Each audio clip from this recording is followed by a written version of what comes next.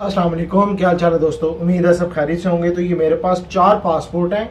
ये पूरी फैमिली के तुर्की के वीज़े लगे हैं। मैं इसको बता देता हूँ बारी बारी कि तुर्की के वीज़ा के लिए कौन से डॉक्यूमेंट्स थे, इन्होंने क्या लगाए। सबसे पहले मैंने ये दिखा दूँ, ये तुर्की का वीज़ा, पूरी फैमिली है और इनका तुर्की का वीज़ा मैंने ऑलरेडी अपलोड किया हुआ अपने इंस्टाग्राम पे भी, आप वहाँ पे जाके देख सकते हो। मैं इनकी अभी ट्रैवल हिस्ट्री भी बता देता हूँ, उनका प्रीवियस क्या डेजिग्नेशन था, वो सारी चीज़ें बता देता हूँ। तो गाइस सबसे पहले मैं इनका दिखा दूँ, यूएई में इनका जो वीज़ा डेजिग्नेशन है, इनकी जो बेसिकली पहले इन्होंने जॉर्डन का वीज़ा लगवाया था और उसके अलावा एक इजिप्ट का वीज़ा लगवाया था, और उसके अलावा इनका पासपोर्ट पूरा का पूरा फ्रेश है, किसी भी कंट्री का वीज़ा नहीं लगा हुआ। और यूएई में जो इनका वीज़ा डेजिग्नेशन है वो लेबर सुपरवाइज़र का, लेबर सुपरवाइज़र है। और दूसरी मैं आपको बाकी फैमिली का भी बता देता हूँ। दूसरा जो पासपोर्ट है, इन पे वीज़ा है जी फॉलो अप क्लर्क का, फॉलो अप क्लर्क का वीज़ा है। इसके अलावा इनका सिर्फ ये तुर्की का वीज़ा लगवाया, अभी पूरी फैमिली का इकट्ठी फाइल बनाई थी। और इसके अलावा इनका वही इजिप्ट का वीज़ा लगवाया, साथ में जॉर्डन का वीज़ा लगा था। और इसके अलावा थर्ड पासपोर्ट है मेरे पास, ये भाई हैं, इनके एक ये तुर्की का लगा हुआ और एक इजिप्ट का वीज़ा लगवाया हुआ। और इसके अलावा इनका यूएई में वीज़ा डेजिग्नेशन है जी कमर्शियल सेल रिप्रेजेंटेटिव, ये देख सकते हैं।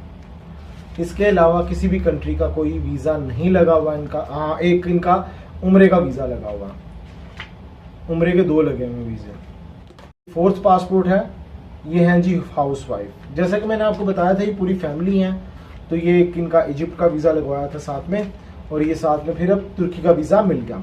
तुर्की वीज़ा 30 डेज़ का मिला और उसके बाद 3 महीने की वैलिडिटी इनको मिल गई। अच्छा, जहाँ तक मैंने इनकी ट्रैवल हिस्ट्री की आपने ऑलरेडी देख लिया, और किसी कंट्री का वीज़ा नहीं लगा हुआ, तुर्की की तरफ क्यों मूव किया। देखें दोस्तों, मैंने आपको पहले हमेशा बताया रशिया, बेलारूस, यूक्रेन ये एक्सपेंसिव कंट्री हैं, कुछ लोग अफोर्ड नहीं कर पाते। जो लोग अफोर्ड करते हैं वो उस साइड पे जाते हैं, फैमिली वगैरह वो इतना खर्चा अफोर्ड नहीं कर सकते थे, तो फिर इसका अल्टरनेट था। बेलारूस बंद हो गया, बेलारूस का बंद हो जाना कोई अल्टरनेट तो होता ही है दूसरा, फिर तुर्की की तरफ इन्होंने वीज़ा लगवाया। अब क्या करेंगे, तुर्की का वीज़ा लगवाने के बाद कुछ अदर कंट्रीज़ शेंजन में अगर किसी ने अप्लाई करना तो ही करेंगे। अभी ट्रैवल कर लेंगे, इनकी ट्रैवल हिस्ट्री बन जाएगी। अब जब शेंजन में वीज़ा अप्लाई करेंगे तो इनकी फाइल थोड़ी सी स्ट्रॉन्ग होगी, फ्रेश पासपोर्ट जैसी नहीं रहेगी।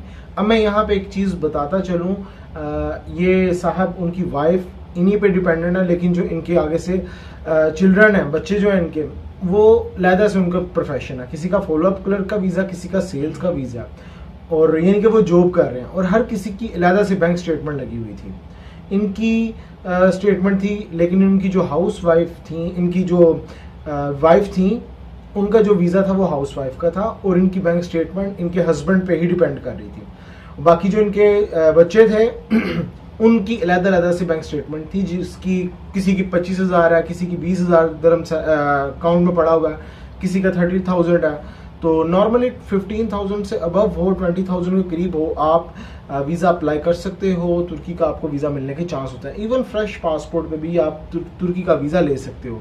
2 हफ्ते लगे हैं, 2 हफ्तों में रिजल्ट आया। सबसे पहले अपॉइंटमेंट लेनी पड़ती है, अपॉइंटमेंट ऑनलाइन 490 दिरहम की एक बंदे की मिलेगी अपॉइंटमेंट।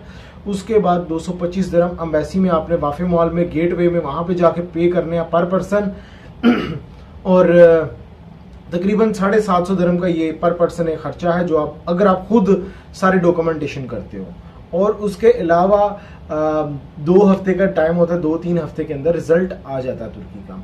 तो गाइस ये चीज़ है। जहाँ तक अपॉइंटमेंट की बात करें, अपॉइंटमेंट भी जल्दी मिल जाती है, ज़्यादा दूर की अपॉइंटमेंट्स नहीं मिलती, तकरीबन 4-5 दिन हफ्ते के अंदर मिल जाती है।